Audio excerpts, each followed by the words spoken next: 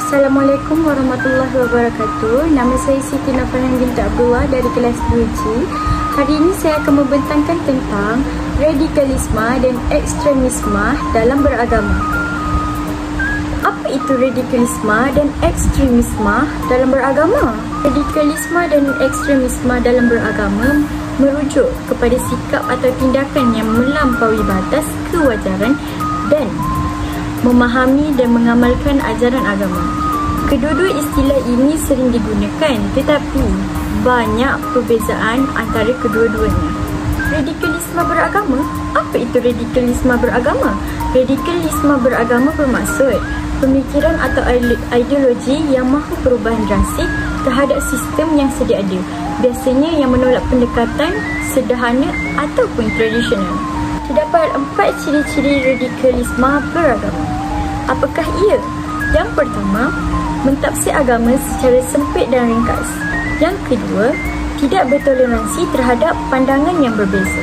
Yang ketiga, mahu mengubah masyarakat atau sistem dengan cara yang tegas mahupun kadang-kadang agresif. Yang keempat, tidak semestinya melibatkan keganasan, tapi boleh menjadi jalan ke arah ekstremisme. Apa itu pula ekstremisme beragama? Ekstremisme beragama ialah pegangan atau tindakan yang melampaui batas dalam beragama sehingga boleh membahayakan keselamatan dan keharmonian masyarakat. Terdapat 4 ciri-ciri ekstremisme beragama, iaitu ialah menganggap hanya kelompok yang benar. Yang kedua, menghalalkan keganasan atas nama agama. Yang ketiga, memusuhi dan menyerang pihak yang dianggap musuh agama. Yang keempat pula, boleh membawa kepada tindakan terorisme. Bagaimanakah cara untuk mengatasi radikalisme dan ekstremisme dalam beragama? Terdapat 7 cara mengatasi. Yang pertama, pendidikan moderat, iaitu ajarkan nilai toleransi dan keberagamaan sejak dini. Yang kedua, peran keluarga dan masyarakat, iaitu awasi dan bimbing anak serta lingkungan sekitar. Yang ketiga, literasi digital, iaitu tangkal propaganda radikal di media sosial. Yang keempat, penegakan hukum, iaitu tindak tegas pelaku radikalisme tanpa diskriminasi.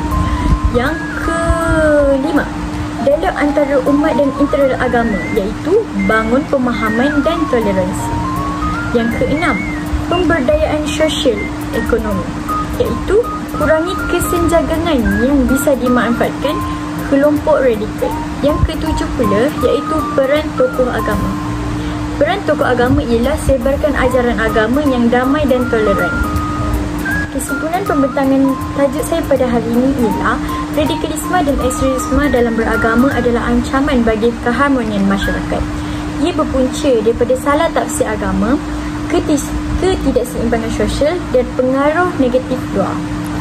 Kerjasama semua pihak, iaitu pihak keluarga, masyarakat, tokoh agama dan kerajaan amatlah penting dalam memupuk pemahaman agama yang moderan, toleran dan damai.